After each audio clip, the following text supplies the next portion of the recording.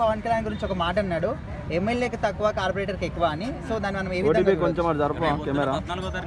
సభ ఉంది కదా, నాకు తెలిసి 10కి ఎక్కువ 12కి తక్కువ అంటే ఏంటంటే ఒకళ్ళొకళ్ళు మాటలు యుద్ధం తప్పించి ప్రజలకి ఏం న్యాయం చేస్తున్నారనేది లేదు. ఈ అక్రమ అరెస్టులు అంటున్నారు. అక్రమ అరెస్టులు అంటే ఊరికి అరెస్ట్ చేస్తే ఒప్పుకుంటారా? కోర్టులు అన్న వీళ్ళకి ఏమైనా బెనామీలా? ఇక్కడ దేనికి రూల్ అనే రూల్ అండి. నిజంగా పవన్ కళ్యాణ్ గారిని తిడితే ఓకే, రాజకీయంగా తిట్టాడు, ఫ్యామిలీని తిట్టారు, పిల్లల్ని తిట్టారు. చంద్రబాబు నాయుడు గారు వాళ్ళ భార్యని తిట్టినప్పుడు నిజంగా వాళ్ళ కేసు పెడితే ఆడవాళ్ళు వీళ్ళు బయటకు వస్తారా? మాటకి ఎలా వాగాడు, పిచ్చి కుక్కలా వాగాడు. ఆ వాగుడు చూసి రేపొద్దున ఎవరైనా సరే మాట్లాడాలంటే భయం పుట్టదు. సీతయ్య సినిమా చూసారు ఎవరైనా? అందరూ స్టేషన్లు తిప్పుతూ ఉంటారు కదా, అలా తిప్పుతుంటే దడ వస్తుంది ఒక్కొక్కరికి. సో ఇక్కడ ఏంటంటే ప్రతి ఒక్కరికి ఫ్యామిలీ, పవన్ కళ్యాణ్ గారు వీళ్ళందరూ ఫ్యామిలీని తిట్టలేదు కదా. అసెంబ్లీలో కూడా ఎప్పుడు కూడా అపోజిషన్ అంటే ప్రతిపక్ష పార్టీలో ఉన్న ఆడవాళ్ళు కూడా ఏదైనా అన్యాయం జరిగితే మేము సపోర్ట్ చేస్తున్నాం వాళ్ళంతా మాట్లాడుతున్నారు. సో అది దృష్టిలో పెట్టుకుని రేపు పొద్దున ఉండాలి. అది అన్న ఇప్పుడు అంతా నోటితో మాట్లాడినప్పుడు అందరినీ కూడా ఒక్కొక్కరిని అరెస్ట్ చేస్తున్నారు. ఎవరిని ఒకటి గుర్తుపెట్టుకోండి, 11 గంటలకు అరెస్టు, 11 మంది అరెస్టు. ఓకే, కుదిరితే 11 సంవత్సరాలు అరెస్టు ఉంటాయి, 11 సంవత్సరాలు జైలు శిక్షణ ఉంటాయి. సో ఇది గుర్తుపెట్టుకోండి.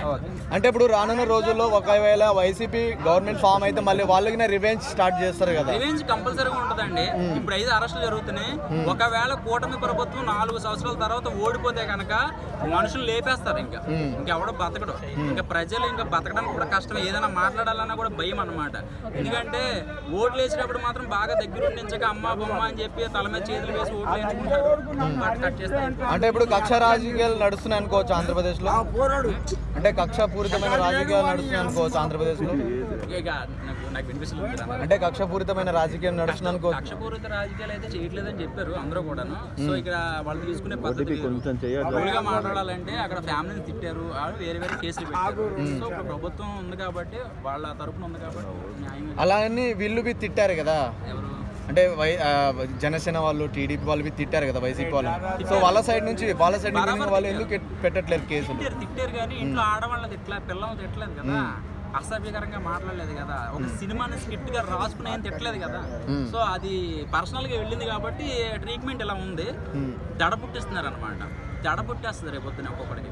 రేపు 14వ తారీఖు జనసేన ఆవిర్భావ దినోత్సవం, మరి ఎలా ఉండబోతుంది సభ? ఎలాంటి వాళ్ళందరూ పిఠాపురంలో అందరూ కూడా కొంచెం హ్యాపీగా ఫీల్ అవుతారు. ఎందుకంటే వాళ్ళందరూ కూడా నమ్మి కూటమిని కానీ జనసేన కానీ గెలిపించారు కాబట్టి. సో ఆ సభ అనేది కొంచెం ఊపిరి పీల్చుకుంటుంది. ఓకే, సో అడుగుతారా? సో ఓవరాల్ ఒక మాటలో జనసేన గురించి, పవన్ అన్న గురించి ఏం మాట్లాడతారు?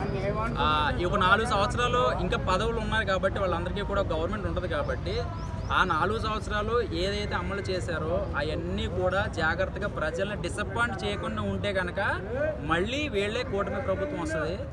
లేదు ఏదైనా ప్రజలను డిస్టర్బ్ చేస్తే కనుక వాళ్ళకన్నా తెలివైన వాళ్ళు ప్రజలు. ఒక్కసారి ప్లేట్ మార్చారంటే మళ్ళీ ఆ కూటమి ప్రభుత్వం కూడా ఉండదు. సో అది దృష్టిలో 11 షిఫ్ట్ అయితే అంటారా? ఈ 11 వాళ్ళకి వెళ్ళిపోతే అంటావా? వెళ్ళిపోవచ్చు అందులో.